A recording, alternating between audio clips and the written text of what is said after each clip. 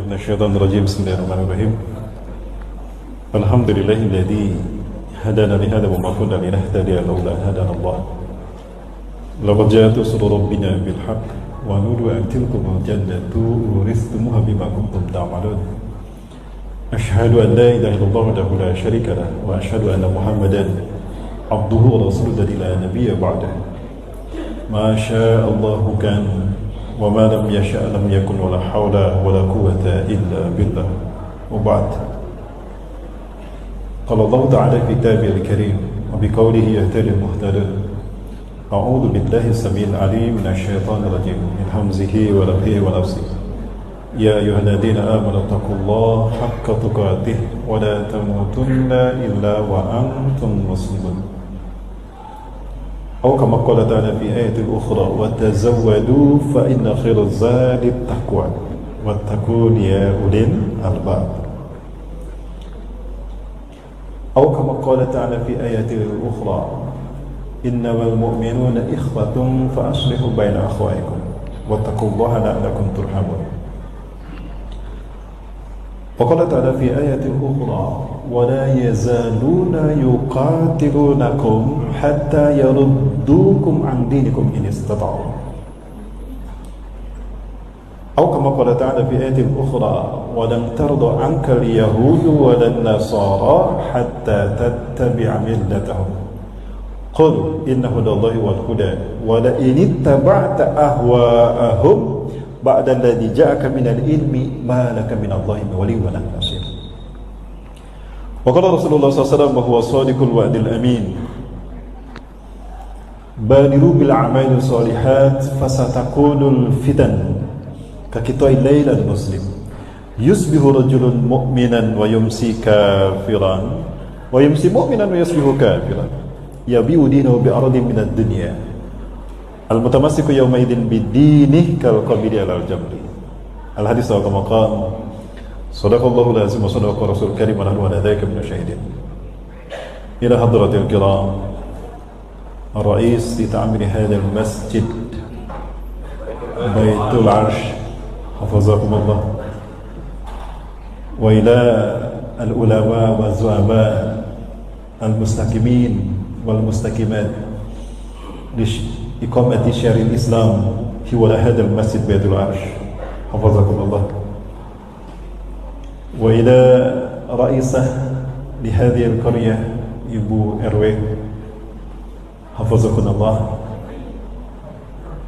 وإلى إخوتنا الكرام المتحركين في donasi rumah tahfiz حفظكم وعلى إخوتنا الكرام pemuda akhir zaman, وإلى إخوتنا الكرام Forda Mara حفظكم الله، وخصوصا عموما إلى hadirin wal hadirat al-muslimin al-muslimat, uhayyikum bi tahiyatil Islam. Assalamualaikum warahmatullahi wabarakatuh. Merupakan kehormatan dan karunia yang besar dari Allah Azza wa Jalla. Pagi hari ini Allah takdirkan saya bisa hadir dalam undangan tabligh akbar di masjid yang kita cintai ini, Masjid Baitul Arsh. Nama daerahnya Jalan Sri Kandi di Lima, Jalan Sri Kandi di Lima, Pekanbaru. Ini merupakan karunia dari Allah Azza wa Jalla, maka saya bersyukur pada Allah dengan sebaik-baik syukur padanya. Allah menakdirkan kita bisa hadir, bahkan tadi kita awali dengan salat subuh berjamaah.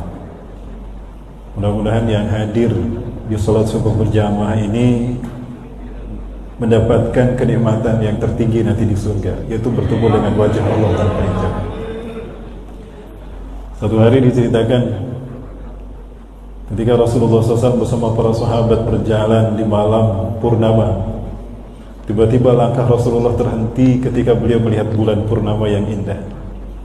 Beliau lama menatap bulan purnama dan tersenyum. Para sahabat bertanya, "Lima tabasamta ya Rasulullah? Kenapa Anda tersenyum melihat bulan? Setahu saya bulan seperti itu." Ya. Maka apa kata Rasulullah SAW? Innakum satarawna rabbakum kama tarawna hadal qamar Sesungguhnya kalian akan bertemu dengan Tuhan kalian, akan melihat dan bertatapan muka dengan Tuhan kalian dengan mata kepala kalian sendiri. Kama tarawna hadzal qamar, sebagaimana kalian bisa melihat bulan purnama ini. Ya. La tudammuna fi ru'yatihi, kalian tidak akan merasa lelah menatapnya, bahkan kalian merasa nikmat berhadapan dan menatap dengan wajah Allah Azza wa Jalla.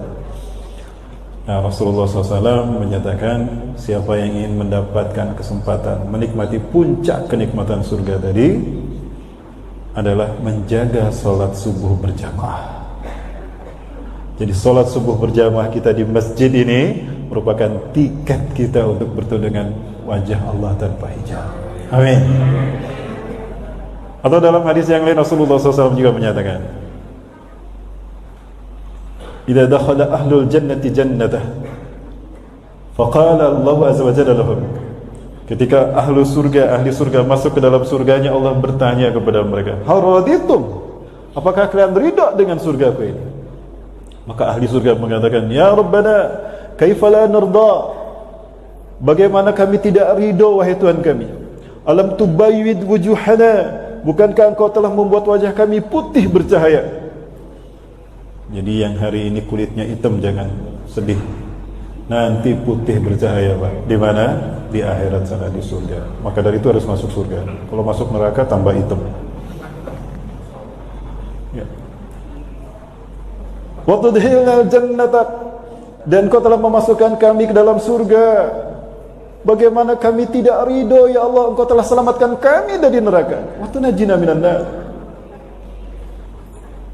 Allah Azza wa Jalla kemudian berkata lagi, berfirman lagi, kalian baru masuk ke dalam surgaku, malaikat berikan hidangan kepada mereka.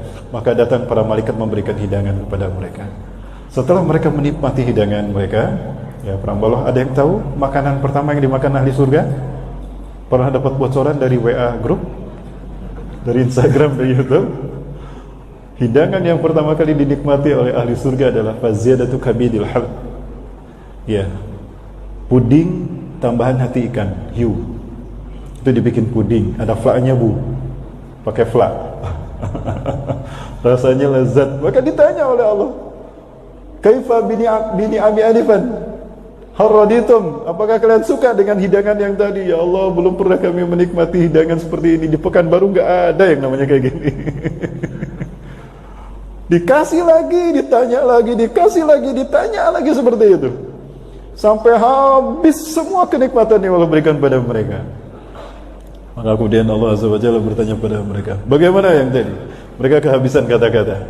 Mereka hanya mengatakan subhanallah walhamdulillah wala ilaha illallah Allahu akbar. Maka apa yang terjadi? Ada satu kenikmatan yang aku sisakan bagi kalian, dan tidak ada kenikmatan yang lebih tinggi dan lebih lezat dari kenikmatan yang satu ini di surga ini. Ini adalah kenikmatan yang aku sisakan yang terakhir untuk kalian.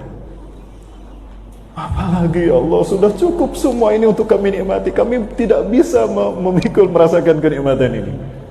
Ya, takut mati saking nikmatnya Pak. Maka apa yang terjadi? Fakasyafal hijab bainallahi wa bainahum, maka tiba-tiba Allah membukakan hijab antara Allah dengan mereka. Fayanzurunallaha iyanan biduni hijab, maka mereka melihat, menyaksikan Tuhan mereka yang sesungguhnya, zat Allah yang luar biasa, maha indah. Tiketnya tadi adalah sholat subuh berjamaah. Mudah kan Bapak Ibu ya? Ya, maka kita ajak saudara-saudara kita, sudah mulai kita makmurkan kembali masjid ini. Betapapun COVID-19 ini masih menghantui kita, tapi kewajiban sholat subuh berjamaah dan sholat-sholat yang lain jangan ditinggalkan. Karena demikian nanti di akhir kita bahas. Kalau waktu kita panjang Bapak Ibu, sanggup sampai jam berapa Bapak Ibu? Sampai selesai zuhur nggak apa-apa. Baik, bahasan kita memang panjang. Yang saya hormati dan yang saya muliakan karena Allah, Bapak Ketua DKM Masjid Baitul Arsh beserta jajarannya dan yang mewakili. Yang saya hormati dan saya muliakan karena Allah, para sesepuh dan para tokoh ulama dan ulama yang sama-sama hadir. Yang saya hormati dan saya muliakan karena Allah, Ibu Ketua RW 085 Yang saya hormati dan saya muliakan karena Allah, rekan-rekan dari GRT, rekan-rekan dari Kordamar, mobil khusus pada rekan kami PAZ yang memfasilitasi kehadiran kami yang kelima kali ya Ustaz ya. Yang kelima kali di Pekanbaru ini, Riau Pekanbaru. Semalam perjalanan yang cukup jauh juga ke Pelawan ya. Di Pelalawan sampai ke Ukui, Kecamatan Ukui. Alhamdulillah, ini kenikmatan bagi saya pribadi, maka saya bersyukur pada Allah Subhanahu wa taala. Hadirin kaum muslimin semua, terima kasih Allah. Salawat dan salam semua dilimpahkan dan tercurah kepada uswah dan qudwah kita Rasulullah Muhammad sallallahu alaihi wasallam. Nabi dan Rasul yang hadir ke tengah-tengah kita membawa sederet banyak keutamaan. Keutamaan yang kita rasakan hari ini banyak sekali. Allah tidak memberikan keutamaan ini kecuali hanya pada kita umat Nabi Muhammad. Salah satunya kita mendapatkan kehormatan untuk menjadi mukmin yang paling mulia. Suatu hari Rasulullah SAW bertanya para sahabat, ayyul mu'minina a'jaba ilaikum imanuhum. Mukmin manakah yang paling menakjubkan imannya bagi kalian? Bapak Ibu, kalau ditanya siapakah orang-orang beriman yang paling hebat imannya, jawabannya siapa Bapak Ibu? Para sahabat ada yang mengatakan, al-malaikatu ya Rasulullah, humul ladina a'jaba ilaina imanuhum. Para malaikat ya Rasulullah, mereka orang-orang yang mereka adalah makhluk Allah yang imannya luar biasa. La, bukan, kata Rasulullah. Wa kaifa la yu'minuna wa hum 'inda rabbihim. Bagaimana malaikat tidak beriman? Mereka ada di sekeliling arus Allah. Wajar mereka beriman. Mereka dekat dengan Allah Azza wa Jalla. Lalu ada juga sahabat yang menjawab, antum ya Rasulullah, al-anbiya wa rusul. Anda ya Rasulullah para nabi dan rasul? Apa jawaban Rasulullah SAW? La, bukan. Wa kaifa la nu'minu wal wahyu yunazzilu ilaina. Bagaimana kami tidak beriman? Wahyu diturunkan kepada kami. Wajar kami beriman. Bingung para sahabat, malaikat bukan, para nabi dan rasul bukan. Jadi siapa Bapak Ibu mukmin yang paling hebat imannya? Ada mushaf Quran Pak? Boleh pinjam mushaf Quran? Ada Quran? Di kantong saya ada Quran, Mas. Kemudian ada sahabat lain yang menjawab, idzan nahnu ya Rasulullah ashabuk. Kalau begitu kami ya Rasulullah para sahabat Anda. Terima kasih Pak. Kalau begitu kami ya Rasulullah para sahabat Anda, mukmin yang menakjubkan imannya. Apa jawaban Rasulullah SAW? La, bukan kalian. Kaifa la tu'minuna wa ana baina azharikum. Bagaimana kalian tidak beriman? Aku ada di tengah-tengah kalian. Kalian bisa menyaksikan bagaimana aku mensiasati hari-hariku meniti jalan menuju surga, menuju ridhonya Allah. Di antara kalian ada yang berbuat dosa, aku tegur dia, selamat dia dari neraka. Wajar kalian beriman. Bingung akhirnya para sahabat. Malaikat bukan, nabi dan rasul bukan, bahkan mereka pun bukan. Akhirnya mereka balik bertanya kepada Rasulullah SAW, famanil ladina a'jaba ilaina imanuhum. Lalu siapakah ya Rasulullah orang-orang yang menakjubkan imannya bagi kami? Siapa Bapak Ibu? Subhanallah. Alladina a'jaba ilaina imanuhum humul ladina yuhayyuna min ba'dikum. Orang-orang yang menakjubkan imannya bagi kalian adalah mereka yang hidup di akhir zaman. La yatahikuna bi wala bikum. Dalam satu riwayat penjelasan dikatakan, mereka tidak bertemu dengan aku dan tidak pula sejaman dengan kalian. Wa yatahikuna bi suhuf bi hadis min kitabillah. Mereka hanya bertemu dengan lembaran-lembaran kertas Allah ini, mushaf. Wa yu'minuna bima fiha, dan mereka beriman kepada apa yang ada di dalamnya. Itulah mereka yang hebat imannya, menakjubkan imannya. Baik, para mulai rahmati Allah. Lalu siapakah yang dimaksudkan ini? Ada yang hadir di sini yang pernah bertemu Rasulullah? Tidak ada. Ada yang hadir di sini yang pernah bermimpi bertemu Rasulullah? Jangankan bertemu, mimpi aja belum. Ada yang sejaman dengan para sahabat? Tidak juga. Dari mana kita tahu Allah sebagai Tuhan kita? Dari mushaf Quran ini. Dari mana kita tahu Islam, agama dan fitrah kita? Kalau bukan dari kitab ini. kalau bukan dari mushaf ini? Dan dari mana kita tahu Rasulullah Muhammad SAW adalah Nabi dan Rasul kita? Dari kitab suci ini. Inilah tiket kita untuk menjadi mukmin yang terbaik. Amin ya rabbal alamin. Allahu akbar. Maka bersyukur kita menjadi umat akhir zaman. Syukur kita yang lain. Ternyata para Nabi dan Rasul Allah, mereka berharap, ya Allah, hidupkan kami sampai umat Nabi Muhammad SAW dihidupkan.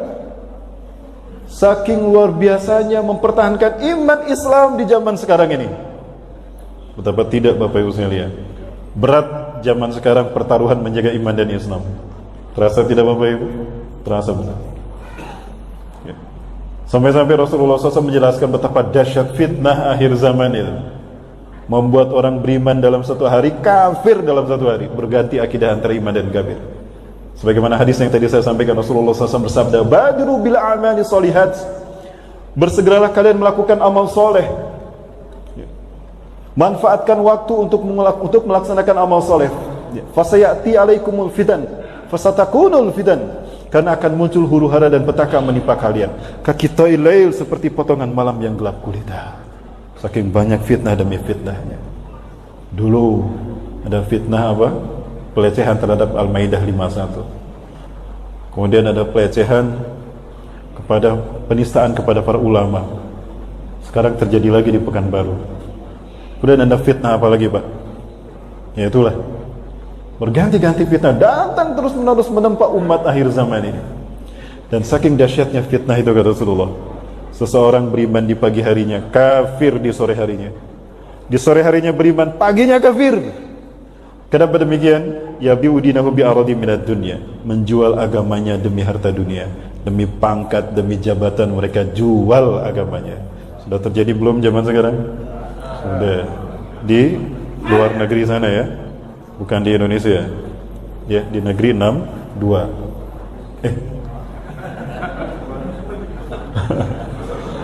Bapak Ibu rahmati Allah.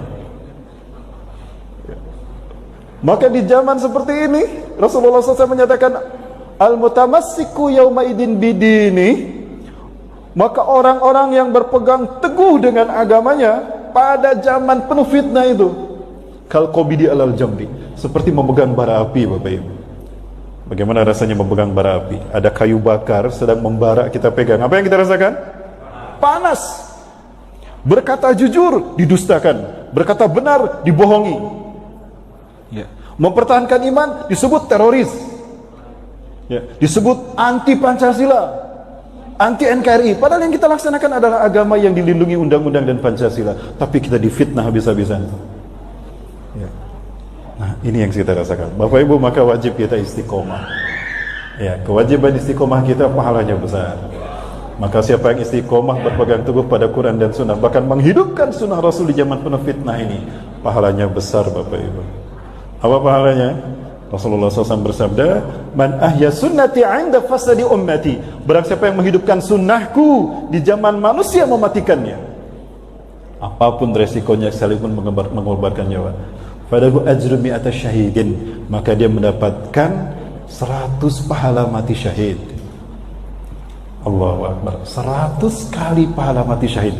Faqad ihya'us sunnah fi hadal ahad. Hanya menghidupkan sunnah di zaman sekarang. Ada sahabat yang bertanya, asyhadu minna minhum ya Rasulullah. Apakah syahidnya kami atau mereka ya Rasulullah? Bal syuhada'u minkum, bahkan syahidnya kalian para sahabat. Jadi Bapak Ibu rahmati Allah, hari ini kita menjaga sunnah Rasulullah SAW. Ya, istiqomah dengan Quran dan Sunnah. Pahalanya 100 kali syahidnya para sahabat. Subhanallah. Seperti apa pahala mati syahid? Satu saja, jangan 100. Sebelum peluru menembus tubuhnya, Allah mencabut nyawanya terlebih dahulu. Maka dia tidak akan merasakan sakitnya kematian, melainkan seperti digigit semut. Orang yang mati syahid itu sakitnya seperti digigit semut Bapak Ibu. Tidak percaya, silakan buktikan. Kalau sudah terbukti, kirim WA ke saya, Ustaz, betul Ustaz, saya tidak merasakan sakit, melainkan seperti digigit semut. Loh, siapa ini yang kirim WA? Dari alam barzah Ustaz. Yang kedua, Allah haramkan bumi menghancurkan tubuhnya. Di Suriah sana ada mereka yang syahid ya, dikuburkan beberapa hari, hampir 3 minggu. Ketika digali lagi tubuhnya masih utuh, Bapak Ibu, tidak hancur. Yang ketiga, Allah bebaskan dia dari fitnah kubur. Yang keempat, Allah berikan dia kemuliaan tajul waqar, mahkota kemuliaan yang diinginkan oleh para nabi dan rasul dan para ahli ibadah. Yang kelima, Allah berikan kepadanya hak untuk mensyafaati 70 orang dekatnya, keluarganya. Silakan, ini 70 orang yang harus Anda syafaati, dibebaskan dari siksa neraka dan masuk ke dalam surganya Allah. Ya, alhamdulillah, kita sudah waktu syuruk. Bagaimana ini baru pembukaan, Bapak Ibu? Udah masuk syuruk. Gimana nanti lanjut setelah sholat syuruk? Ya, jangan kemana-mana setelah sholat syuruk berjamaah. Tetap bersama saya selain satu ini. Allahu Akbar. Baik, kita cut sholat syuruk dulu. Baik, Bapak Ibu yang dirahmati Allah, karena waktu kita memang terbatas, mohon maaf kepada mereka yang masih melaksanakan sholat sudah syuruk. Saya meminta izin untuk melanjutkan. Bismillah, alhamdulillah, wassalatu wassalamu ala rasulillah, wa la ilaha illallah, wa la quwata illa billah, amma ba'd. Bapak Ibu yang dirahmati Allah subhanahu wa ta'ala, kembali kita bahas tentang tema kita, al-wala wal bara. Dari segi bahasa, al-wala itu diambil dari kata wala yali wilayatan wa waliyan wa awliya'ah, ya, artinya mencintai apa yang dicintai Allah, ya, meridhoi apa yang Allah ridhoi. Allah cinta pada kata-kata yang baik, maka kita harus berkata-kata yang baik. Allah cinta kepada kata-kata yang benar, maka kita harus berkata-kata yang benar. Allah cinta kepada amal saleh dan kebaikan, maka kita harus melakukan amal saleh dan kebaikan. Allah cinta kepada orang-orang yang beriman, maka kita pun wajib mencintai orang-orang yang beriman. Jadi intinya al-wala adalah mencintai apa yang Allah cintai. Termasuk dalam ruang lingkup al-wala adalah menjaga persaudaraan di antara sesama muslim dan orang-orang yang beriman. Ini sangat penting dalam ikatannya terkait dengan tauhid kita. Saking besar dan wajibnya kita, utamanya kita menjaga persaudaraan sesama mukmin, sesama muslim, Allah hubungkan ini dengan sah tidaknya iman kita. Maka di dalam Al-Quran Allah Azza wa Jalla menegaskan, innamal mu'minuna ikhwah. A'udzubillahi minasyaitonir rajim. Innamal mu'minuna, hanyalah orang-orang beriman itu ikhwatun, bersaudara. Ayat ini diawali dengan kalimat innama, adatu hasrin, artinya mau tidak mau harus begitu. Kalau tidak, ya berarti tidak. Apa maksudnya? Sungguh indah para ahli tafsir ketika menafsirkan ayat ini. Singkat kata-kata mereka tapi padat maknanya. Maksud firman Allah dalam ayat ini, innamal mu'minuna ikhwah, artinya idza intahatil ukhuwah intahal iman. Apabila persaudaraan sesama orang beriman putus, maka putus pula iman kita. Maka jadi jika ingin kita disebut orang beriman, jaga persaudaraan di antara kita sesama orang beriman. Jangan mau dipecah belah, Bapak Ibu. Belakangan ini mudah sekali dan banyak serangan bertubi-tubi yang ingin memecah belah kita. Ya. Maka perbesar persamaan dan perkecil perbedaan. Hari ini kita sangat membutuhkan kebersamaan di antara kita, karena kita akan menghadapi satu fitnah yang sangat besar yang akan mengancam keutuhan bangsa kita, bahkan mengancam keselamatan anak-anak dan masa depan keluarga kita. Maka jaga persatuan, ya. Dan inilah yang disuruhkan oleh para nabi dan rasul, an aqimuddin wa la tatafarraqu fi, menegakkan agama dengan tidak berpecah belah. Kalau tidak berpecah belah berarti berjamaah. Nah, ini yang harus kita lakukan sebagaimana sholat kita berjamaah. Dan inilah yang disampaikan oleh para nabi dan rasul. Ya.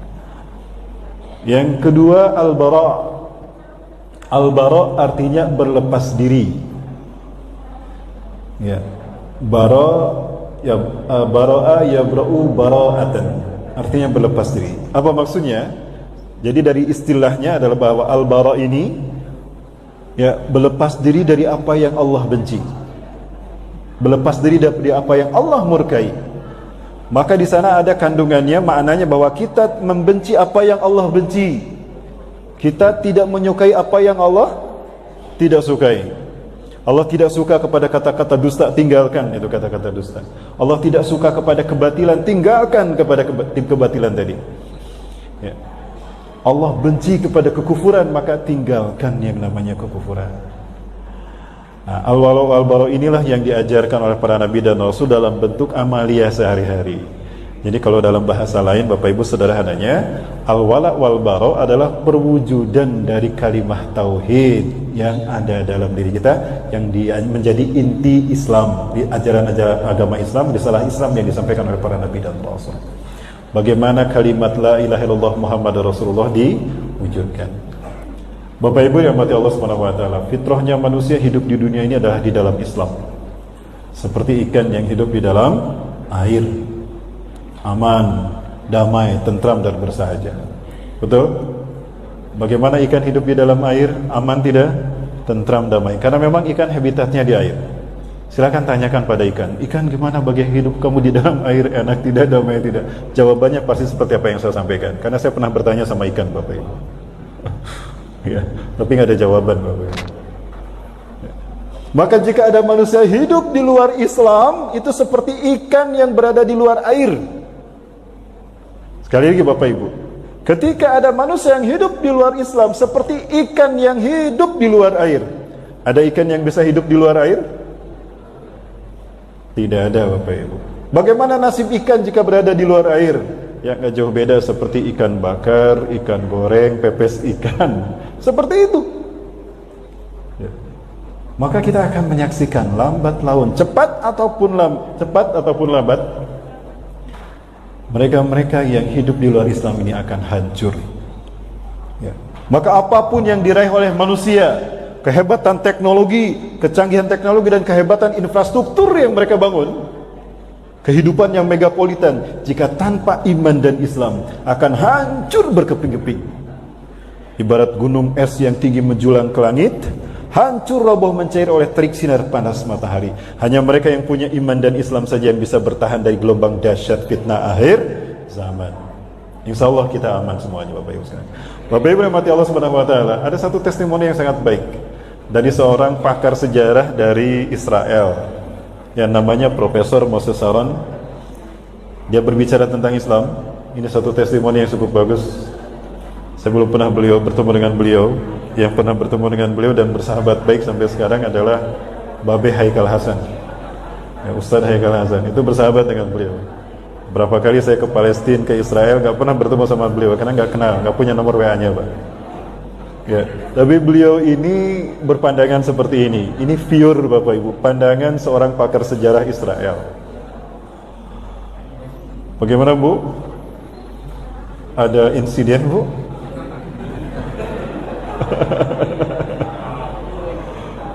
Gimana lanjut Bapak Ibu? Baik, alhamdulillah. Saya minta waktu sampai jam 7 boleh? Sampai jam 12? Oh boleh, alhamdulillah. Baik, kita dengar apa yang dia katakan.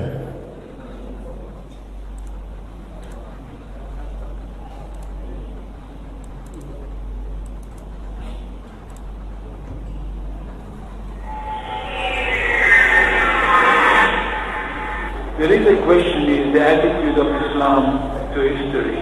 And in fact, what we find, basic attitude is that all history is in fact an Islamic history.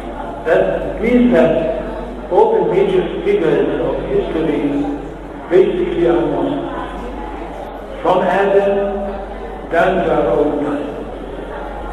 So if the Jews or the Christians are demanding something and basing it on the fact that there was a king called Solomon, or a king called David, or a prophet called Moses, or Jesus, then of course what they're doing, they're saying something which is not true, or in fact, they don't know that all ngambil apa? Speaker aktif. Yang bukan ngambil pointer. Ya, pointer. So if anybody says, look, there is a place connected with Solomon, that's the place where the Temple of Solomon is good. A true Muslim would tell you, yes, absolutely right. But don't forget that Solomon was a Muslim. And David was a Muslim. And Abraham was a Muslim. And Isaac was a Muslim. And Jesus was a Muslim. This is what I mean by the Islamization of history. And you can understand that through Islamization of history, through Islamization of geography, anywhere which was connected with these people, or with these prophets, which were all Muslims, becomes a Muslim territory. And therefore, when Islam was not in that area before Muhammad came to it, but it should have been there. In that area, I mean, in the Middle East or other parts outside the Middle East, which are not Muslim. Any place like this had to be free, not to be conquered, and to be liberated. So Islam appeared in history in the time of Muhammad, or reappeared in history from their point of view, reappeared in history as a liberator. And therefore there is no Islamic occupation. If somebody occupied anything, it would be always somebody else, not the Muslims. So there is no Islamic occupation, there is only Islamic liberation. Ya, subhanallah, tadi pandangan yang cukup bagus, testimoni tentang Islam dari seorang pakar sejarah, Profesor Dr. Musa Sarat. Ya, tadi bisa terbaca dan ternikmati Bapak Ibu ya. Nah, tadi yang menarik dikatakan oleh beliau, ya, there is only one religion from Adam down to this time. Hanya ada satu agama di dunia ini sejak Nabi Adam sampai hari ini. Yes, Islam. Tapi anehnya dia tidak masuk Islam. Inilah mahalnya hidayah ini. Mahalnya hidayah. Dia masih Yahudi sekarang. Padahal dia bilang begitu tuh. Kalau dalam agama kita disebut kabura maktan, an taqulu ma la taf'al. Yang kedua, all figures in human history, in human civilization are Muslim figures. Semua tokoh-tokoh sejarah itu adalah Muslim. Bahkan dia tadi mengatakan Yesus juga Muslim. Ini yang benar. Hari ini, belakangan ini, beberapa gereja katedral di Eropa, mereka mulai membahas tentang tema-tema akhir zaman. Mereka berbicara tentang Imam Mahdi, Nabi Isa turun di Suriah. Mereka berbicara tentang Dajjal dan dibunuhnya Dajjal oleh Nabi Isa. Semua itu mereka bahas. Hingga banyak mereka yang kemudian berbondong-bondong masuk Islam. Apa ya? Lewat eskatologi, kajian-kajian akhir zaman. Kemudian tadi beliau juga mengatakan terakhir, ya, there is no Islamic occupation. Tidak ada yang namanya penaklukan oleh umat Islam. Nah, ini harus kita luruskan. Umat Islam bukan penakluk, termasuk Muhammad Al-Fatih bukan penakluk. Ya. Kalau dikatakan penakluk itu identik dengan penjajah, Bapak Ibu. Maka ketika mereka datang untuk menaklukkan, itu dihabiskan semua kekuatan yang akan menjadi saingan mereka dan musuh mereka. Islam bukan penakluk, tapi Islam pembebas. Kenapa dikatakan pembebas? Karena bumi ini Allah wariskan kepada orang-orang yang beriman. Di dalam Al-Quran, ya, itu mobilnya ada yang nyala, Pak? Oh, nggak mati juga, nggak nyambung, sinyalnya nggak nyampe. Nah, udah. Lanjut Bapak Ibu. Ya. Jadi tinggalkan kata-kata penakluk. Islam bukan penakluk, pembebas. Karena bumi ini Allah wariskan pada orang beriman. Di dalam surat Al-Anbiya 105 Allah Azza wa Jalla menyatakan, A'udzubillahi minasyaitonir rajim. Wa laqad katabna fiz zaburi min ba'di dzikri annal arda yarithuha ibadiyas salihun. Dan sungguh kami telah tetapkan di dalam kitab Zabur setelah kami tetapkan di Lauhul Mahfuz, bumi ini aku wariskan pada hamba-hamba Allah yang soleh. Allah sebutkan yang soleh karena yang soleh pasti beriman. Betul? Yang soleh pasti beriman. Yang beriman belum tentu soleh. Makanya Allah tegaskan dalam beberapa ayat, kalimat alladzina amanu selalu dirangkai dengan wa amilus solihat. Ya, di dalam Quran surat apa? Contohnya At-Tin. Thumma radadnahu asfala safilin illa alladzina amanu wa amilus solihat. Wal 'asri innal insana lafi khusrin illa alladzina amanu wa amilus solihat. Kenapa kalimat alladzina amanu selalu dirangkai dengan amilus solihat? Karena iman hanya bisa diwujudkan dengan amal soleh, tidak bisa dengan amal salah, Bapak Ibu. Maka jika ada orang yang ngaku beriman, ucapannya sombong, merasa benar sendiri dan menyalahkan orang lain. Jika ada orang yang beriman maunya memecah belah orang lain, merasa benar maka tidak mau menerima nasihat orang lain, menyakiti hati orang lain, bahkan menzolimi orang lain, berarti ada masalah dengan imannya. Karena hakikat orang beriman itu bersaudara. Baik, Bapak Ibu rahmati Allah Subhanahu wa taala. Bapak Ibu rahmati Allah, jadi umat Islam itu pembebas, bukan penakluk. Kemarin luar biasa, kita mendapatkan satu basyirah dari Allah, isyarat kebangkitan Islam. Ya, seorang presiden Turki yang bernama Erdogan, Recep Tayyip Erdogan, beliau dengan berani mengatakan bahwa Hagia Sophia adalah warisan dari Muhammad Al-Fatih untuk Muslim dunia. Kita tahu Muhammad Al-Fatih, nah maka kalimatnya Al-Fatih, pembebas. Itu membebaskan Konstantinopel, mengambil kembali dari orang-orang Romawi Bizantium Timur pada tanggal 29 kalau tidak salah Jumadil Ula 857 Hijriah, bertepatan dengan tanggal 29 Mei 1453 Masehi. Dan beliau memberikan surat mandat dalam surat yang ada kop suratnya Yayasan Muhammad Al-Fatih, bahwa Hagia Sophia adalah masjid bagi umat Islam. Maka ketika Turki Utsmani hancur 3 Maret 1924, ya, Hagia Sophia dikembalikan kepada statusnya gereja, kemudian museum selama 86 tahun kurang lebih. Maka kemarin beberapa hari yang lalu itu sholat wajib 5 waktu sudah dimulai, dan kemarin hari Jumat itu sholat Jumat pertama. Ya. Dan lihat reaksi Eropa, terutama reaksi Vatikan. Ya, Paus Fransiskus mengatakan, kami bersedih atas apa yang terjadi pada Hagia Sophia. Kok dia sedih ketika Hagia Sophia kembali menjadi masjid? Kenapa dia bersedih ketika pengadilan tinggi Turki memutuskan bahwa memberlakukan Hagia Sophia sebagai museum ilegal? Hagia Sophia adalah masjid bagi umat Islam Turki dan dunia. Dia mengatakan bersedih. Kok bersedih? Lalu apakah Paus bersedih ketika gereja-gereja di sudut-sudut Eropa dan Amerika bangkrut, tutup mereka? Apakah beliau bersedih ketika gereja-gereja hancur, tidak terawat? Kenapa beliau tidak bersedih ketika gereja beralih fungsi menjadi masjid? Dan kenapa beliau tidak bersedih ketika banyak jemaatnya yang masuk Islam kembali pada fitrahnya? Lalu kenapa giliran Hagia Sophia dikembalikan menjadi masjid, dia bersedih? Bapak Ibu, karena Hagia Sophia simbol kemenangan dua peradaban manusia di muka bumi. Ketika Hagia Sophia diberlakukan sebagai gereja, itu simbol kemenangan Romawi atas umat Islam. Bukankah ini diperebutkan dalam pertarungan ideologi, Bapak Ibu? Muhammad Al-Fatih berperang bukan atas nama Turki, tetapi berperang atas nama Islam.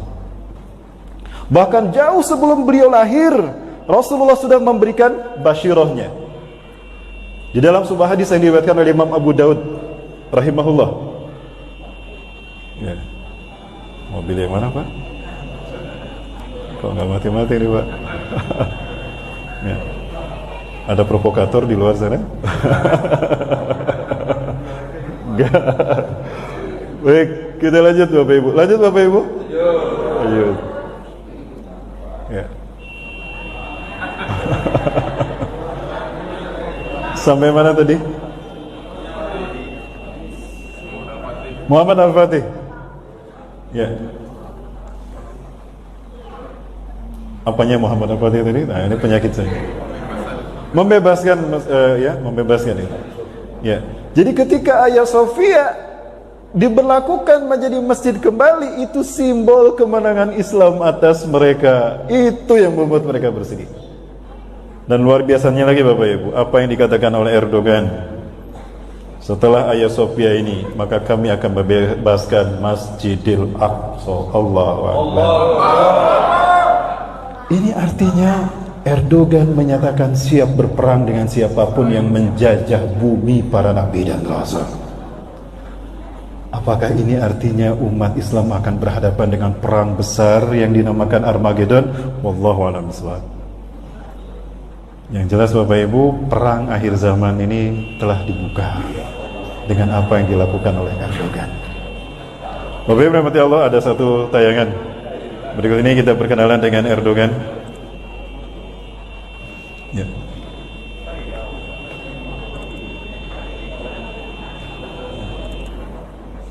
Ini sejarah singkat tentang Erdogan.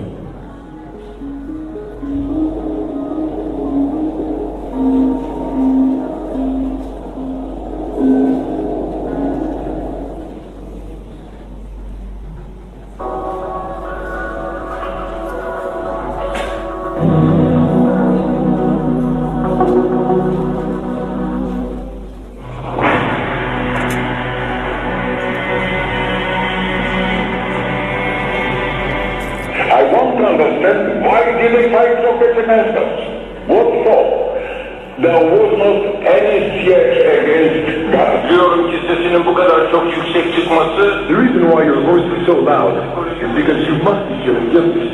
When it comes to killing, you Israelis know Allah. We know that he is the most popular Muslim leader in the world right now. Why? Because he got up and walked out of a meeting with a baby killer, Shimon Peres.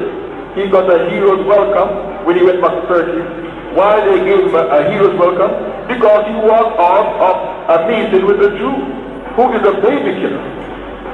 And the Muslims like leaders like Erdogan. His position was very strong and brought honor to Turkey. Since the war on Gaza began, Erdogan has openly and strongly blasted Israel. Allah will sooner or later punish those who transgress the rights of innocence, he said. The elections center around one party and one man. Here in Istanbul, it's hard to escape posters of Turkish Prime Minister Erdogan, the head of the ruling Islamist party called the AKP.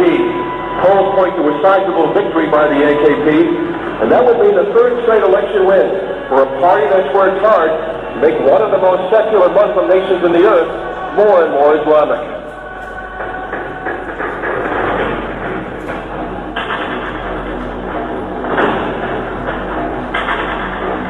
İkisi bir arada olduğu zaman adeta ters mıknatıslanma yapar. Mümkün değil ikisinin bir arada olması. Son böyle olunca ben Müslümanım diyelim, etraf yanına gelip bir de aynı zamanda da layık demesi mümkün değil. Niye? Çünkü Müslümanın yaratıcısı olan Allah bütün hakimiyet sahibidir. Egemenlik kayıtsız şartsız milletindir. Bak, yalan. Koskoca bir yalan.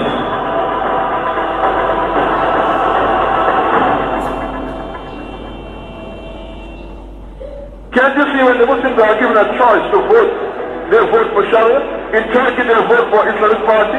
They vote for the party which is anti-Islamic. In Turkey they vote for the Islamic Party. The leader and his wife wear hijab. The Prime Minister wear hijab, his wife wear hijab. The President, his wife wear hijab as well. Abdullah Gül, both of them, the President and the Prime Minister, their wives wear hijab. They vote for that party. Can give Sharia to people who want.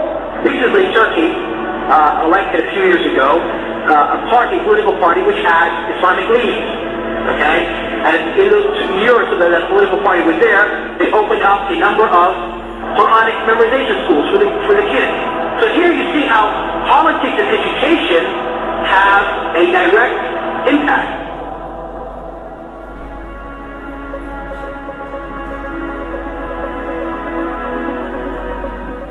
The Prime Minister of Turkey has embraced Hamas, and Turkey has threatened military force against both Israel and Cyprus. Well, obviously, when you have a country that is being ruled by what many would perceive to be Islamic terrorists, that the United States is serious and that we're going to have to be dealt with.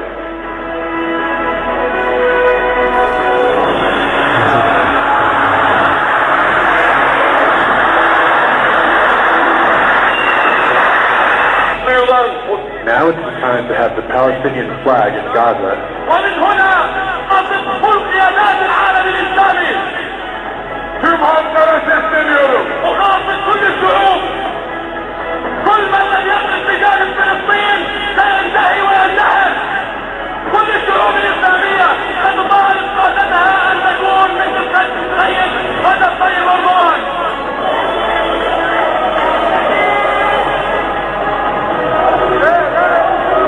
Erdogan, the Turkish anti-Semite and the Jew hater and the terrorist. No, English, I don't speak English, but I very well represent Turkey. Fuck off, Turkey. This is bullshit. Message for the Turkish people. Yeah, go to hell!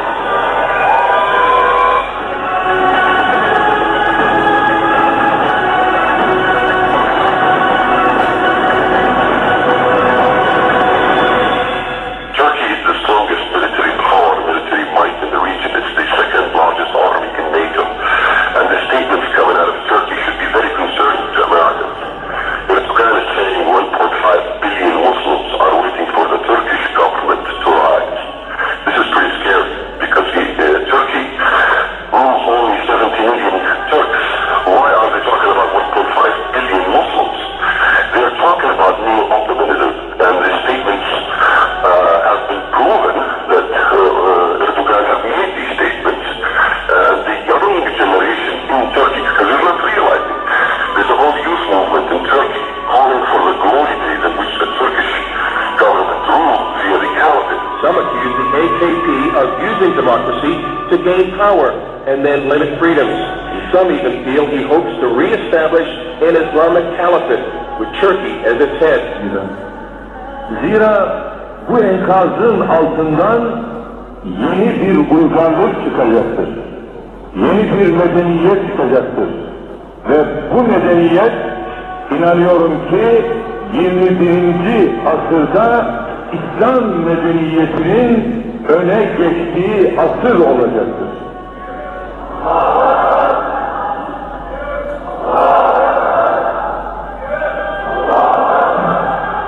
Görünen odur ki kimse bu medeniyet kavgasının önüne geçemeyecektir.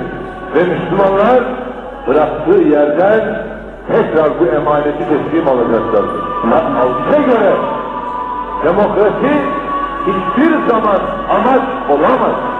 Demokrasi ancak ilmi noktada ele aldığımız zaman bir araç olduğunu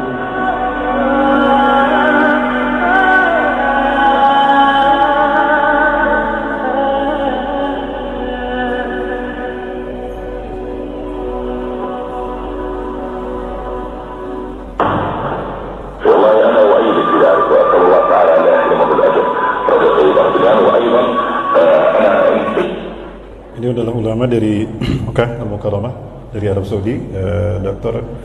Muhammad bin Abdul Rahman Al-Arifi. Ini pendapat beliau tentang Erdogan.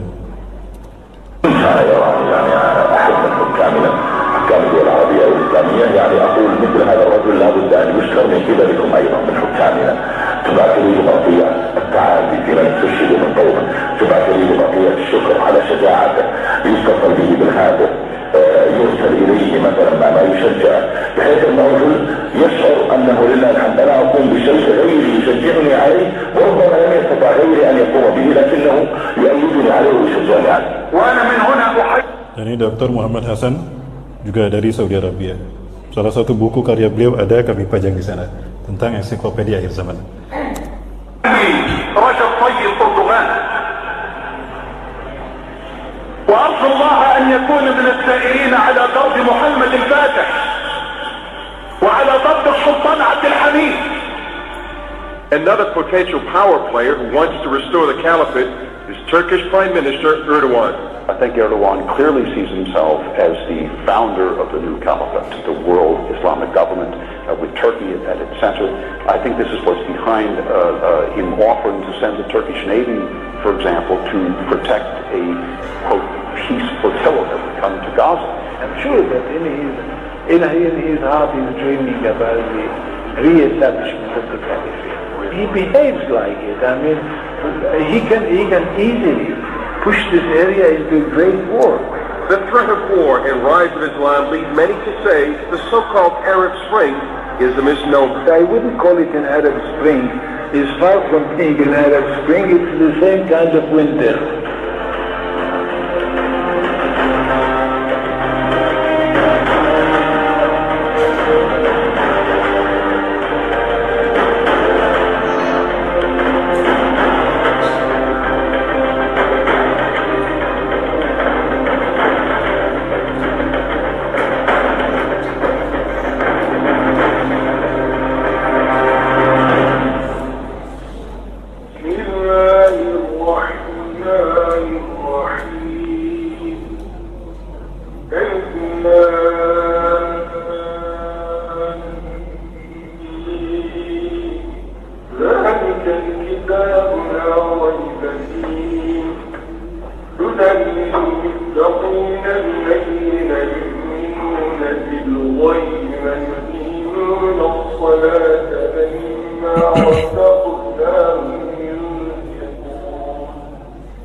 Subhanallah.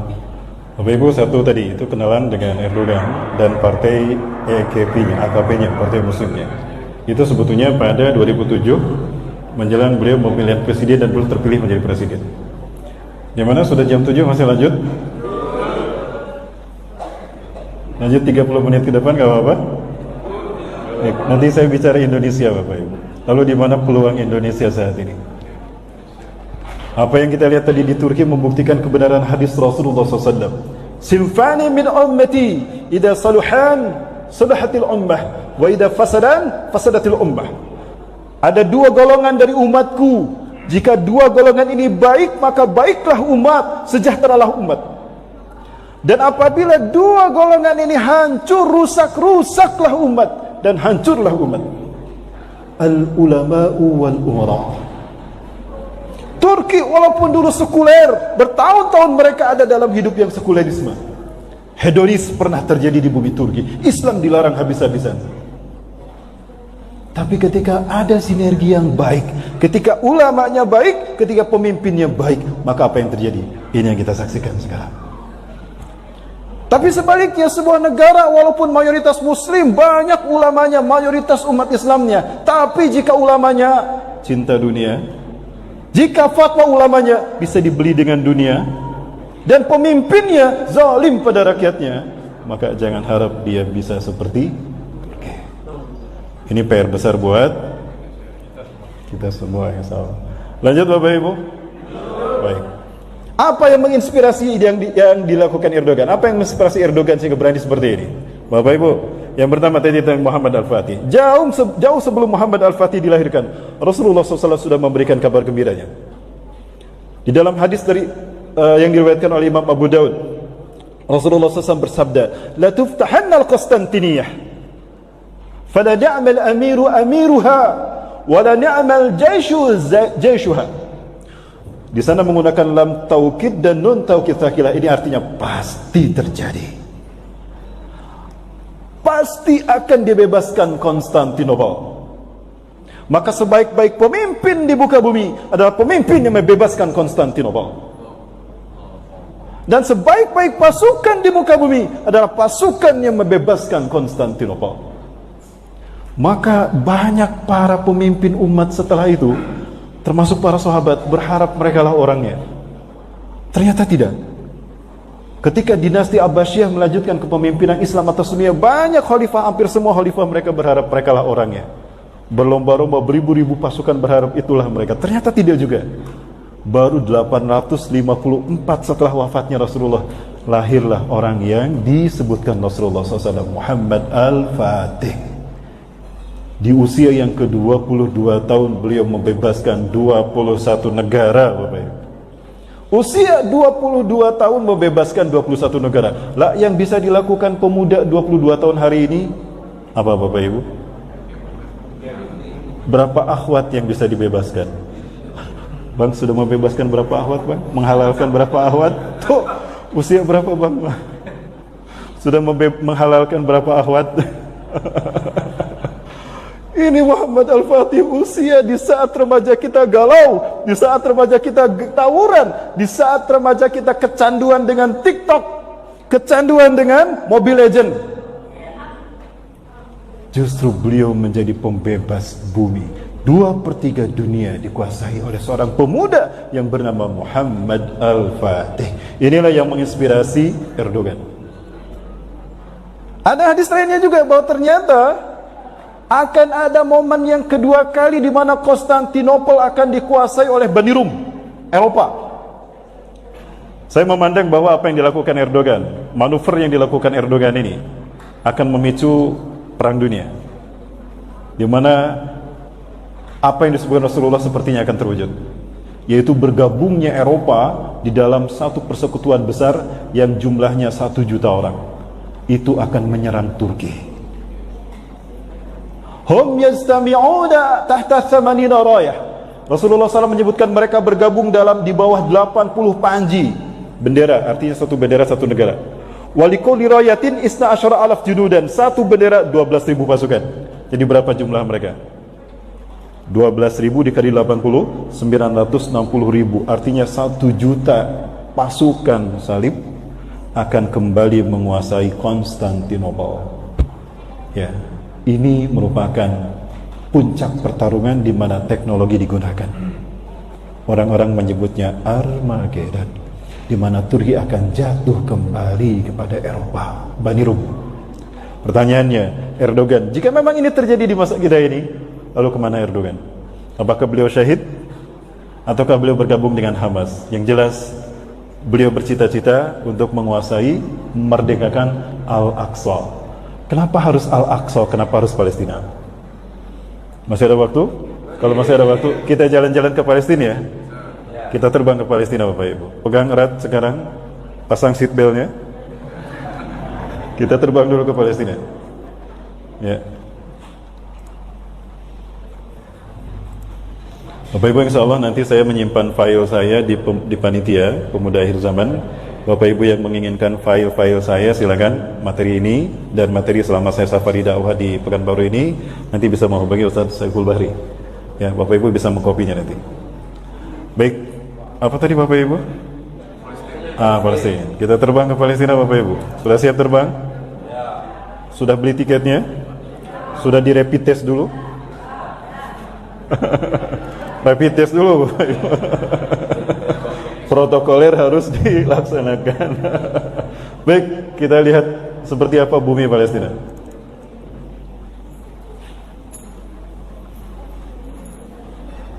Insya Allah kami selalu umroh ke tempat-tempat seperti ini. Nah, ini Palestina yang disebut dengan jantung dunia. Kenapa Theodor Herzl ingin sekali mendapatkan Palestina? Dia meminta kepada Sultan Abdul Hamid, Anda menguasai 2/3 dunia, sementara kami bangsa Israel tidak punya negara. Tolong beri kami satu titik saja, satu negara saja untuk kami bisa hidup aman dan damai. Mana yang kalian minta? Dia, ya, Theodor Herzl minta Palestina. Oh, tidak. Palestina adalah milik umat Islam, bukan milik Turki, milik umat Islam dunia. Karena dia jantung dunia. Menguasai Palestina berarti dia menguasai dunia. Inilah the heartland of the world. Ya, the world, bahasa Inggrisnya mohon maaf kalau saya salah ya. Ya, the heartland of the world. Ya, jantung dunia. Karena dia Palestina menghubungkan 3 benua, Afrika, Eropa, Asia. Menguasai Palestina, menguasai dunia. Inilah ambisi Zionis Yahudi. Maka ditolak mentah-mentah. Inilah bumi para nabi dan rasul. Tidak kurang dari 1.500 para nabi dan rasul dilahirkan di bumi Syam. Rasulullah menyebutnya Syam.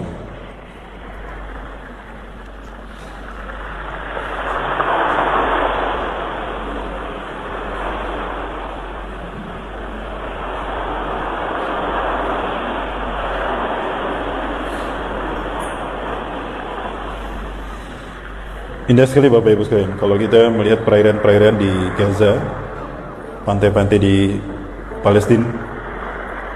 Ada banyak sekali arsitektur yang menyatu di sana. Semua peradaban seolah-olah berkumpul di negara yang satu ini. Karena memang dulu bertemunya para nabi dan rasul.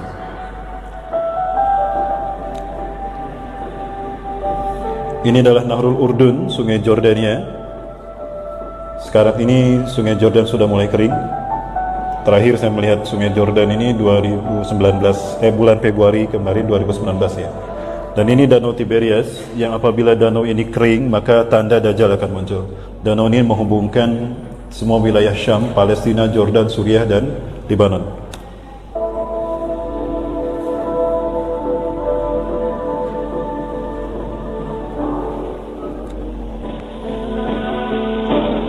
Tidak jauh dari sini kita bisa melihat ada beberapa bangunan yang masih utuh sampai sekarang, manuskrip yang dulu atau peninggalan orang-orang terdahulu di wilayah Syam ini sampai sekarang masih terjaga dengan baik.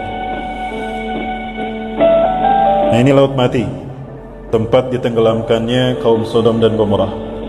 Wilayah Sodom dan Gomorrah adalah wilayah yang menghubungkan Jordania dan Palestina. Disinilah dibenamkannya mereka pelaku sodomi, kaum LGBT. Ya. Dan ini garam. Kenapa garam ini muncul? Cara Allah mengharamkan ada kehidupan. Kenapa disebut Laut Mati? Karena tidak ada kehidupan. Jangankan ikan, Pak, bakteri pun nggak bisa hidup, kuman pun nggak hidup. Jadi siapa yang Bapak Ibu punya penyakit kulit, rajin-rajinlah mandi di sini. Insya Allah sembuh, Pak. Kurap, kudis, panu, eksim, insya Allah kering. Nggak percaya? Yuk nanti berangkat dengan saya.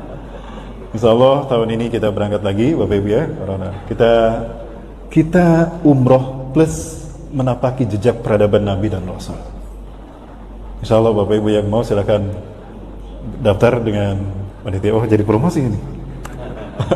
Kita lanjut Bapak Ibu. Nah, ini yang tersisa dari peradaban Sodom dan Gomorrah yang disebut dengan Masada. Masada ini konon katanya masih tersisa ada bangunan yang dulu rumahnya Nabi Lut. Nabi Lut ini keponakan Nabi Ibrahim, putra dari Haran, adik Nabi Ibrahim alaihissalam. Indah bumi Syam akan terlihat dari puncak Masada ini.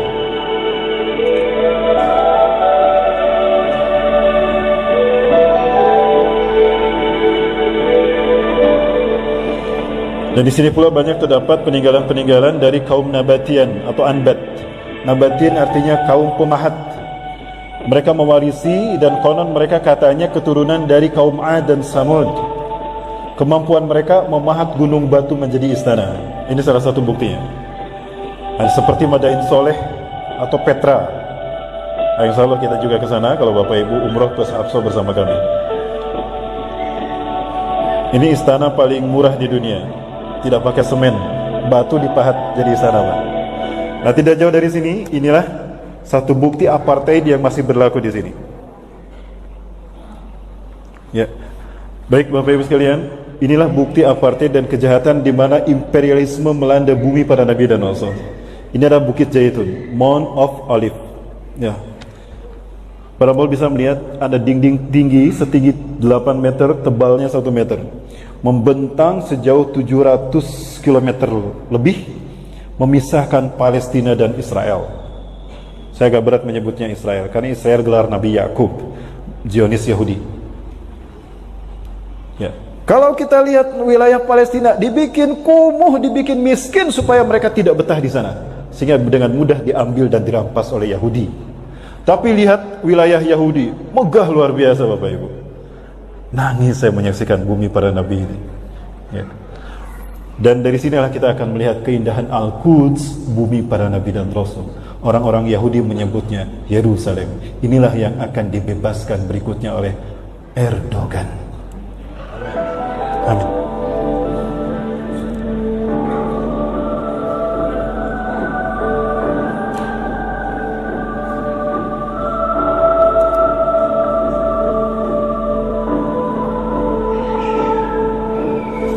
Ini Old City, ini Babul Amud yang biasa kita masuki. Ini istana kepolisian, markas kepolisian Israel. Kami selalu masuk lewat sini untuk masuk ke wilayah Al-Quds. Ini Babul Asbat yang dulu dimasuki oleh orang-orang Yahudi di bawah kepemimpinan Nabi Yusha bin Nun. Orang-orang Yahudi menyebutnya Nabi Joshua. Ya, Nabi Yusha bin Nun sepeninggal Nabi Musa alaihissalam, Nabi Yusha bin Nun membawa bangsa Yahudi memenangkan perang melawan kaum Jabariyin dan memasuki Al-Quds, Al-Aqsa. Nah, ini Al-Aqsa dinding pembatas ujung selatannya seperti ini. Bukan selatan, utara. Nah, ini sudah masuk area Al-Aqsa. Jadi Al-Aqsa itu alun-alun Bapak Ibu. Ada banyak masjid di sana. Di sini ada makam sahabat Shaddad bin Aus dan Ubadah bin Samit atau Abu Darda. Sampai sekarang masih ada 2 sahabat makamnya di sana. Dan inilah Masjid Umar. Di masjid inilah Umar bin Khattab menerima kunci Al-Aqsa ketika beliau membebaskan Al-Quds. Pendeta Sophronius mengatakan, aku tidak akan memberikan kunci Yerusalem ini kepada siapapun, hatta kepada Umar bin Khattab, melainkan jika Umar datang ke sini langsung menerima kunci ini dari tangan saya. Maka Umar menyatakan, aku akan datang. Ketika Umar bin Khattab datang, diberitakan ke Al-Quds ini, takut tuh orang-orang Romawi dan orang Yahudi. Karena biasanya para penakluk, mereka selalu membantai rakyat lemah yang mereka taklukkan. Maka mereka bersembunyi ketakutan dibantai oleh umat Islam. Umar paham itu. Maka ketika Umar bin Khattab memasuki Al-Aqsa, di Al-Aqsa ini Umar berkata dengan tegas, sebagaimana ketika Fathul Mekah, man dakhala hadzal masjid fahuwa aminun. Barang siapa yang masuk ke masjid ini, maka dia aman. Dan barang siapa yang menjaga ketentraman dan kedamaian sepanjang dia aman di bumi ini, maka dia bebas tinggal di Al-Aqsa. Siapapun dia, Yahudikah, Nasranikah, apalagi Muslim.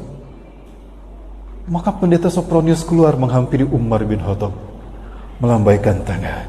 Selamat datang wahai jenderal yang baik hati.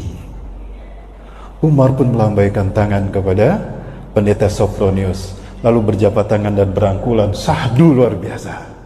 Inilah pembebasan Al-Quds oleh Umar bin Khattab tanpa tetesan darah. Apakah ini yang kalian sebut teroris, wahai para sekuleris? Tidak ada. Maka kemudian rakyat-rakyat Romawi, orang Nasrani, Yahudi keluar semua melambaikan tangan pada Umar bin Khattab. Bahagia mereka, tentram mereka tinggal di sana. Ini bukti jika khilafah atau Islam memimpin dunia. Tidak ada pembantaian, tidak ada perang. Betul? 1315 tahun Islam memimpin dunia. Sejak 610 Rasulullah diutus sampai Turki Utsmani 1924. Tunjukkan, adakah umat Islam membantai orang-orang non-muslim? Tidak ada. Adakah perang dunia terjadi? Tidak. Justru sekarang terjadi perang dan pembantaian pada manusia di saat Barat memimpin dunia. 7:30 Bapak ya. Dan ini gereja di mana orang-orang Nasrani yakin Yesus akan turun di sana. Suatu saat kalau kita bertemu lagi, kita bahas kapan Nabi bisa diturunkan. Ya, wallahu a'lam bishawab. Tapi kita lihat hadis-hadisnya. Nah, inilah yang disebut dengan Babul Magharib. Ini Haitul Buraq. Ini adalah satu-satunya dinding yang diklaim yang masih utuh dari istana Nabi Daud dan Nabi Sulaiman. Maka dinding ini dinamakan Haitul Buraq. Karena ketika Rasulullah Isra Mi'raj memasuki Masjid Al-Aqsa ini, lewat pintu barat ini. Sekarang dikuasai Yahudi, Bapak Ibu. Mereka membuat terowongan di sini untuk menghancurkan ini. Karena sebentar lagi mereka harus memberikan istana bagi Dajjal, the God who's waited, Tuhan yang mereka tunggu-tunggu. Ada 300 terowongan di bawah sini. Nah, ini disebut juga oleh mereka, dikatakan Wailing Wall, dinding ratapan. Kita bisa memasuki ini, ya, kita bisa menyentuhnya dari sini ataupun dari dalam. Tapi setiap kali saya ke sana tidak bisa menyentuh. Kenapa Bapak Ibu? Karena saya berjenggot, Bapak Ibu. Baik, kita lanjut Bapak Ibu.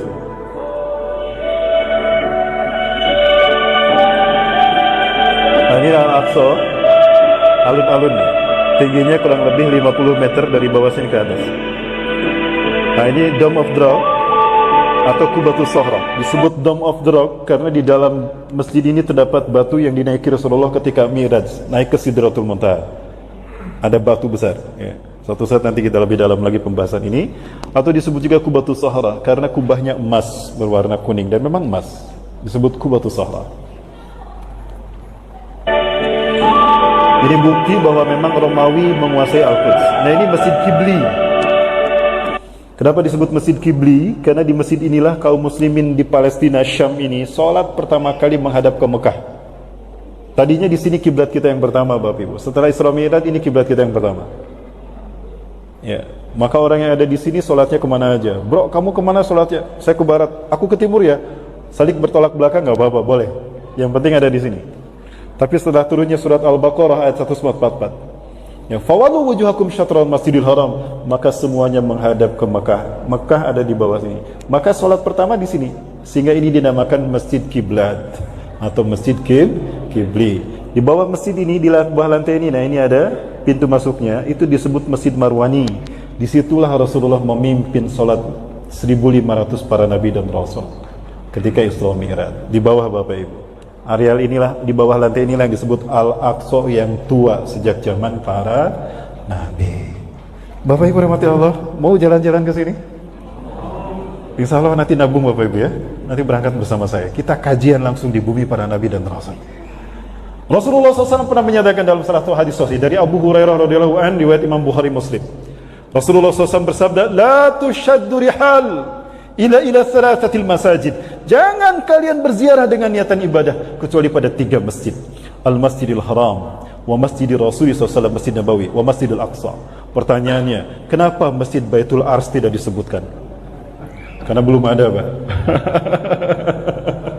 Kenapa Istiqlal tidak disebutkan? Ya, 3 masjid ini. Masjidil Haram, titik tolak dakwah tauhid sejak Nabi Adam sampai Nabi Ibrahim. Masjid Nabawi, titik tolak dakwah tauhid di muka bumi untuk Nabi yang terakhir Rasulullah SAW. Lalu Masjidil Aqsa untuk siapa? Untuk Imam Mahdi. Ya. Betulkah Imam Mahdi akan datang? Betul. Rasulullah SAW mengatakan dari hadis riwayat dari Imam Abu Daud dari Abu Hurairah radhiyallahu anhu, "Inna Allah yab'atsu min hadhil ummah ala kulli ra'si mi'ati sana man yujaddidu dinha." Sesungguhnya Allah akan membangkitkan dari umatku ini setiap 100 tahun sekali. Catat Bapak Ibu, setiap 100 tahun sekali akan muncul reformis pembaharu dari umatku. Bukan nabi, bukan rasul, tapi mujaddid reformis. Tugasnya 1, membersihkan Islam dari paham-paham sesat. Maka tidak ada lagi perpecahan ketika mereka datang, ketika beliau datang. 2, membuat Islam tegak di seluruh dunia. Yang 3, menciptakan perdamaian dan keamanan seluruh dunia. 100 tahun sekali. Ya. Baik, Bapak Ibu, inilah untuk Imam Mahdi. Kapan Imam Mahdi akan diutus? Jika wafatnya seorang raja, lalu 3 anak putra mahkotanya mereka, 3 putra mahkota mereka berebut kekuasaan. Yaktatilu salah satu inda Kanzikum, akan berperang 3 laki-laki di sisi Ka'bah kalian. Kanzikum itu bah Ka'bah. Setelah wafatnya seorang raja. Ya, jadi akan ada pertumpahan darah di Masjidil Haram, Pak, setelah wafatnya seorang raja. Dan kita tahu raja terakhir penguasa Mekah dan Madinah ini adalah Raja Salman. Bagaimana kondisi Raja Salman sekarang? Masya Allah. Ada 3 putra mahkota yang sekarang berebut antara Muhammad bin Salman, Muhammad bin Nayef, dan Khalid bin Farhan. 3. Apakah ini isyarat Imam Mahdi akan datang? Dan Imam Mahdi datang diutus di musim haji, Pak. Fayam kusuf fil alam sab'an al thamaniyan, yakni hajjajan. Beliau akan tinggal di muka bumi antara 7 sampai 8 tahun musim haji. Berarti dimulai di Baitul Kubra oleh umat Islam dunia di musim haji. Musim haji sebentar lagi kan? Dan yang membaiat kepadanya sedikit. Kenapa sedikit? Karena memang sedikit mereka yang beribadah haji saat itu. Wa adadul ladina yubayyunahu ka'adadi ahli Badarin. Dan mereka yang berbaiat kepadanya, yang bersumpah setia tunduk taat kepadanya, sejumlah pasukan Badar, Bu, hanya 313 sampai 315 orang. Kok bisa sedikit orang ibadah haji padahal di zaman sekarang mayoritas? Karena ada satu wabah yang membuat kita terhalang beribadah haji. Wabah apa, Bapak Ibu? Apakah Imam Mahdi akan diutus tahun ini? Tidak, saya tidak mengatakan begitu. Nanti saya diserang lagi sama para haters. Cocok logi itu. Ya, Bapak Ibu, wallahu a'lam. Artinya, semua ini membuat stimulus kuat bagi kita. Betapa kita telah dekat pada peristiwa-peristiwa besar. Baik, Bapak Ibu, boleh saya berdiri, Pak? Boleh. Saya menyemangati para pemuda, Pak. Bapak Ibu rahmati Allah, di Wadi Yunus yang dikuasai Israel, kami atau Yahudi, kami bertemu dengan seorang syekh. Saya ini berkenalan dengan saya, sampaikan saya URB, saya dari Indonesia. Beliau mengatakan, ada satu hadis menarik terkait dengan Al-Aqsa ini. Ya. Allah Azza wa Jalla berfirman kepada Nabi Sulaiman, "Ya Sulaiman, is'alni thalathatan u'atiha iyak." Hai Sulaiman, mintalah 3 permintaan kepadaku, aku akan mengabulkannya. Ini ada di dalam tafsir Ibnu Katsir rahimahullah. Riwayat Imam Ahmad. Yang pertama, Ya Rabb, atini mulkan allati lam tu'ti qabli wa ba'di. Ya Allah, berikan aku kekuasaan kerajaan yang belum pernah kau berikan satupun kepada hamba-hambamu, bahkan sampai hari kiamat. Maka Allah berikan kekuasaan dan kerajaan yang besar pada Nabi Sulaiman. Bukan hanya manusia yang Allah tundukkan untuk Nabi Sulaiman, bahkan jin, ifrit, dedemit, amit-amit semuanya tunduk pada Nabi Sulaiman. Betul? Bahkan angin pun Allah tundukkan. Jadi Nabi Sulaiman kalau ingin infeksi ke daerah, cukup naik duduk di atas karpetnya, terbang tuh Nabi Sulaiman. Gak pakai Lion, gak pakai Air Asia, gak pakai Garuda, dan bisa berjalan di atas air. Allah tundukkan air untuk Nabi Sulaiman. Yang kedua, jadikan aku pemimpin yang adil ya Allah, sebagaimana engkau menghendaki keadilan dan keadilan kemahadilanmu, sehingga engkau ridho kepadaku dengan keadilanku dan rakyatku pun ridho. Maka Allah jadikan beliau raja yang paling adil di muka bumi saat itu. Dan yang terakhir, beliau berkata, Ya Rabb, la tada'ala ahadin alladhi yazul masjid hadha walau yusalli fiha rak'atain illa an tahuta anhu hatta yakuluha qabla an yakhruja min hadzal masjid. Ya Allah, jangan kau biarkan siapapun yang datang berziarah ke masjidku ini sampai hari kiamat nanti, walaupun hanya sholat 2 rakaat di sini, apakah di Masjid Qibli, di Masjid Marwani, atau di Old Aqsa di bawah lantai masjid ini, atau di Masjid Buraq, di sini ada Masjid Buraq dan ini dinding Buraq, atau di Masjid Dome of the Rock, atau di lantai pelataran Al-Quds. Hapuskan dosa-dosa mereka ya Allah, bersih dari dosa-dosa mereka sebelum mereka keluar dari masjidku ini. Inilah keutamaan, bukan hanya 500 kali lebih utama solat di Masjid Baitul Ars, tapi yang solat walaupun 2 rakaat di sini, jika dia bertobat dengan taubatan nasuha, keluar dari masjid ini, habis dosa-dosanya. Berdoalah kepada Allah, mudah-mudahan kita bisa berjalan. Bapak Ibu, terakhir ada satu kabar gembira. Ada satu hadis Rasulullah SAW. Saya tidak bermaksud melebih-lebihkan, tidak Bapak Ibu, tapi ini berharap dan bercita-cita. Kalau Erdogan punya cita-cita, kita juga boleh punya cita-cita. Boleh Bapak Ibu? Boleh. Terima kasih Bapak Ibu. Ini pembahasan terakhir. Apakah pernah Rasulullah menyebutkan Indonesia dalam hadisnya? Tidak. Tidak pernah. Tapi yang saya tahu, Rasulullah pernah menyebutkan merah putih dalam hadisnya. Pernah mendengar Rasulullah menyebutkan merah putih dalam hatinya, dalam hadis beliau Bapak Ibu? Kita lihat hadisnya Bapak Ibu.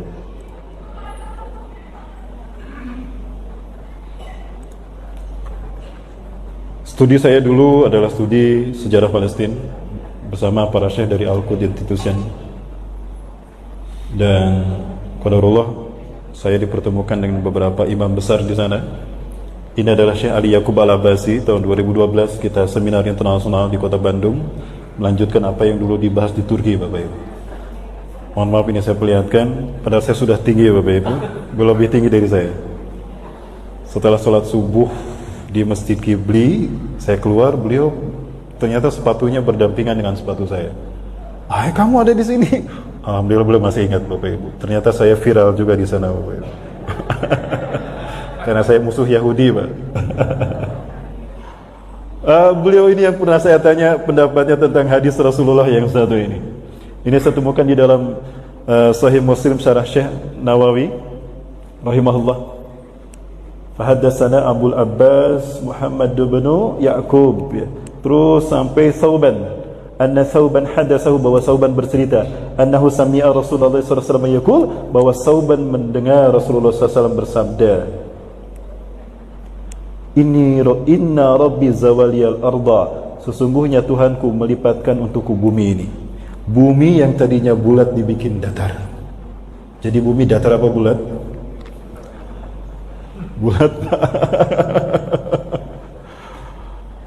Inna Rabbi zawaliyal arda, sesungguhnya Allah Tuhanku melipatkan bumi ini untukku. Hatta ra'aitu masyariqaha wa maghribaha, sehingga aku melihat kekayaannya terbentang dari timurnya hingga ke baratnya. Wa'atani al-kanzain, dan Allah memberikan kepadaku 2 pusaka, al-ahmar wal abyadu, pusaka merah dan putih.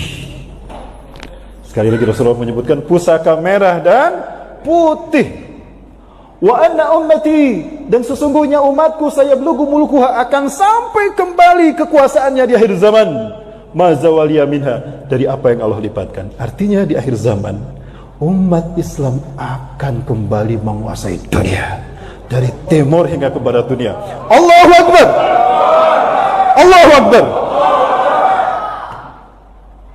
Bapak Ibu, hadis ini saya tanyakan pada beliau, kaifa ra'ayukum an hadzal hadis? Hunaka matnun fi hadzal hadis alladhi yasummu li wa ana. Ada hadis yang mengatakan bendera kami merah putih saya. Hadzal hadis yadullu alaina Indonesia. Apakah hadis ini menunjukkan kami Indonesia? Kamu bisa aja. Beliau menepuk pundak saya.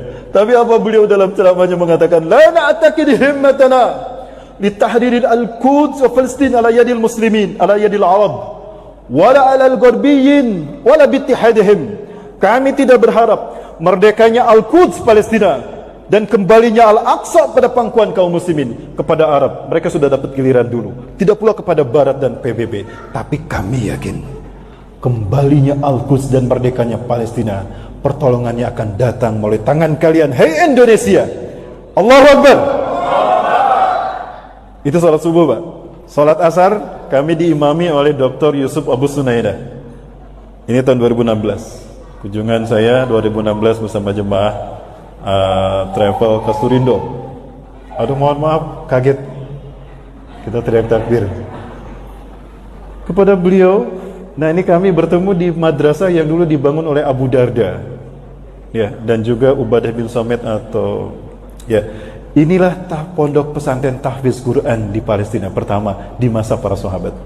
Makam mereka ada di samping dinding ini, makam mereka berdua, ya, Ubadah bin Samit ya, dan Abu Darda. Nah, saya tanya pada beliau tentang merah putih, hadis merah putih. Ma ra'yukum ya Syekh? Bagaimana pandangan Anda tentang hadis ini? Hunaka kathiru ma'ani min hadal hadis. Ada banyak arti dari merah putih hadis ini. Wa ihda minha, salah satu arti dari merah putih adalah kalian Indonesia. Kami tunggu kehadiran kalian di sini untuk memerdekakan Palestina. Allahu Akbar. Yang ketiga, Bapak Ibu, Dr. Abu Bakar Al-Awawidah, belum berjuang mujahid, lama di penjara seperti Ustadz Abu Bakar Bashir ya. Beliau pun nasibnya seperti ini. Disiksa oleh Israel sampai buta, Pak, tidak bisa melihat karena seringnya kepala beliau disiksa, dibenturkan, dipukul dengan laras dan ke dinding. Beliau buta. 2016 beliau ceramah tarawih di Jogokaryan, Yogyakarta. Apa kata beliau? Ala kulli biladil muslimin alladzina yaqbaluna al-islam dinahum, antum ya Indonesia lam yakhtarakumullah li izhari hadad din.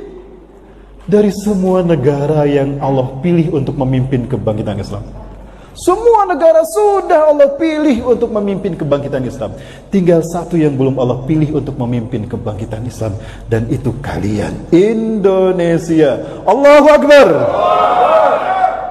Maka jika Erdogan syahid sebelum Al-Aqsa dibebaskan, kita yang akan melanjutkan. Siap melanjutkan? Mana para pemuda? Siap melanjutkan? Baik, Bapak Ibu, kita lihat bagaimana kecintaan Muslim Palestina. Mereka menunggu kedatangan kita untuk membebaskan Al-Quds. Sebentar lagi mereka akan merayakan 17 Agustus, HUT RI. Lupakah kita?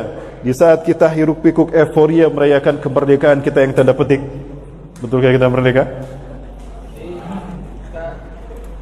Di luar sepengetahuan kita, mereka ternyata mengibarkan bendera, merayakan Agustusan, Bapak Ibu, merayakan HUT RI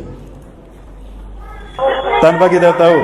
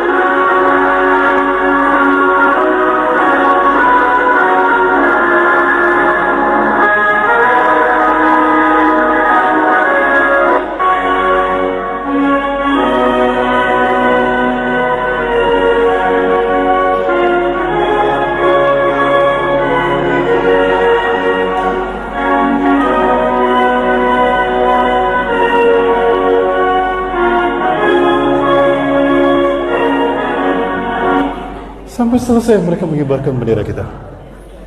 Seorang teman bertanya pada mereka, "Lima data kamu di dewan awalan? Kenapa kalian mengibarkan bendera kami terlebih dahulu, bukan bendera kalian?"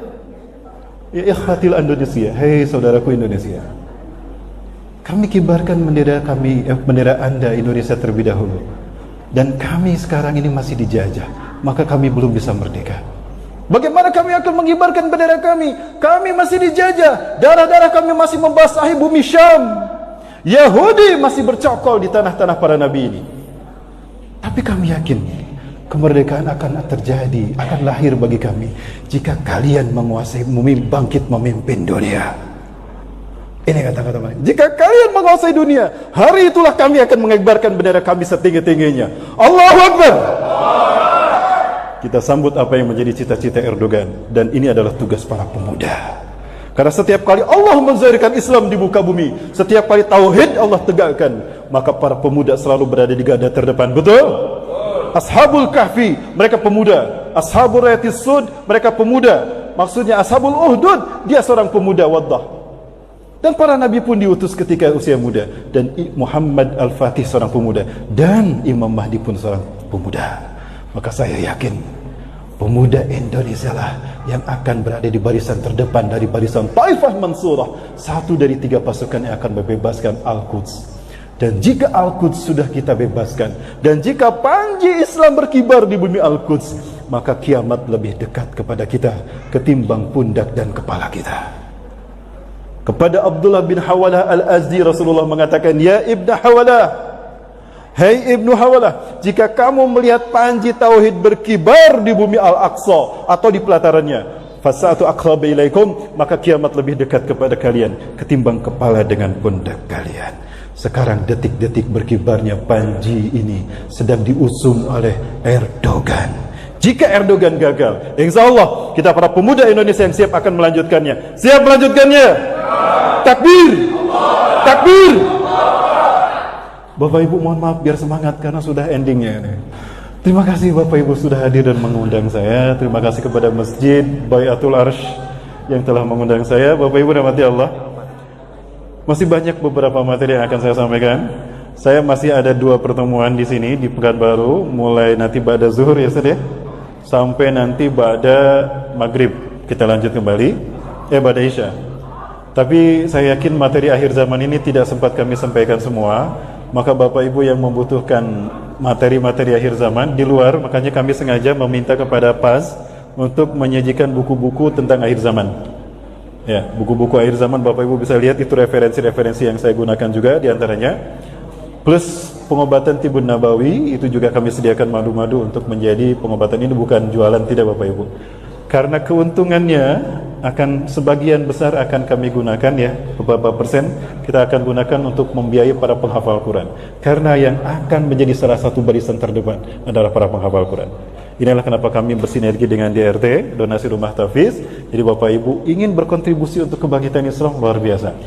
Kita mungkin tidak bisa berkontribusi seperti orang Turki dan Palestina dengan nyawa-nyawa mereka, tapi setidaknya kita dari Indonesia bisa berkontribusi.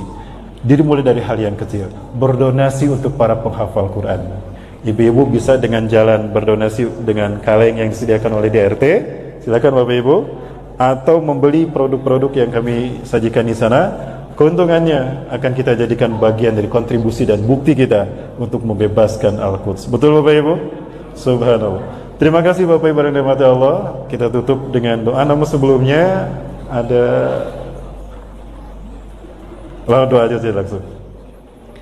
Untuk mengikat keberkahan dari kajian kita, mari kita tutup dengan doa bersama. Semoga Allah Azza wa Jalla mengabulkan semua harapan dan cita kita untuk menjadi bagian yang terbaik dari kebangkitan Islam yang tidak lama lagi. Amin ya rabbal alamin. أعوذ بالله من الشيطان الرجيم بسم الله الرحمن الرحيم حمدا شاكرا حمدا ناعما حمدا يوافي نعمه ويكافئ مزيده يا ربنا لك الحمد كما ينبغي لجلال وجهك الكريم وعظيم سلطانك اللهم صل على سيدنا ونبينا محمد صلى الله عليه وسلم بطيب القلوب ودوائها وعافية الأبدان وشفائها ونور الأبصار وضيائها وصل على آله وصحبه أجمعين. اللهم أنت ربنا لا إله إلا أنت خلقتنا ونحن عبادك ونحن على عهدك ووعدك ما استطعنا نعوذ بك من شر ما صنعنا نبوء لك بنعمتك علينا ونبوء بذنوبنا فاغفر لنا فإنه لا يغفر الذنوب إلا أنت. اللهم اهدنا ووفقنا إلى الحق وإلى صراطك المستقيم بجلالك الكريم يا أكرم الأكرمين ويا أرحم الراحمين. اللهم اعكس قلوب العلماء والزعماء والمسلمين من نومهم ومن غفلتهم العميقة واهدهم سبيل الرشاد. اللهم أعز الإسلام والمسلمين وأذل الشرك والمشركين وانصر عبادك الموحدين ودمر أعداءك أعداء الدين وقنا والمسلمين من شر مصائب الدنيا والدين. اللهم يا ذا القوة المتين يا عزيز يا فتاه يا كريم ارفع هذا الوباء نحن نعرفه قارنا. ارفع من بلادنا هذا خاصة أندونيسيا ومن بلدة المسلمين عامة حتى نقوم بكمال عبادتنا حتى نقوم بكمال أعمالنا الصالحة لك يا أرحم الراحمين. اللهم أنقذ المستضعفين من المسلمين في سوريا. اللهم أنقذ المستضعفين من المؤمنين في فلسطين وفي أفغانستان وفي كل بلدان المسلمين عامة. اللهم اشدد وطأتك على الصين الذين يقتلون أبناء المسلمين ويحاربون المسلمين ومساجدهم في روهينيا أو في أويغور. اللهم شتت شملهم وفرق جمعهم واجعلنا في نفورهم. اللهم ربنا تقبل منا إنك أنت السميع العليم وتب علينا إنك أنت التواب الرحيم. ربنا آتنا في الدنيا حسنة وفي الآخرة حسنة وقنا عذاب النار. سبحان ربك رب العزة عما يصفون وسلام على المرسلين والحمد لله رب العالمين. Terima kasih Bapak Ibu dan mohon maaf yang benar dari Allah, yang salah dari bangsa pribadi ini saya istighfar astagfirullahalazim. Mudah-mudahan kita bisa berjuang bersama untuk membuktikan bahwa kita siap untuk menjadi bagian dari kebangkitan Islam. Amin. Allahu Akbar. Allahu Akbar. Assalamualaikum.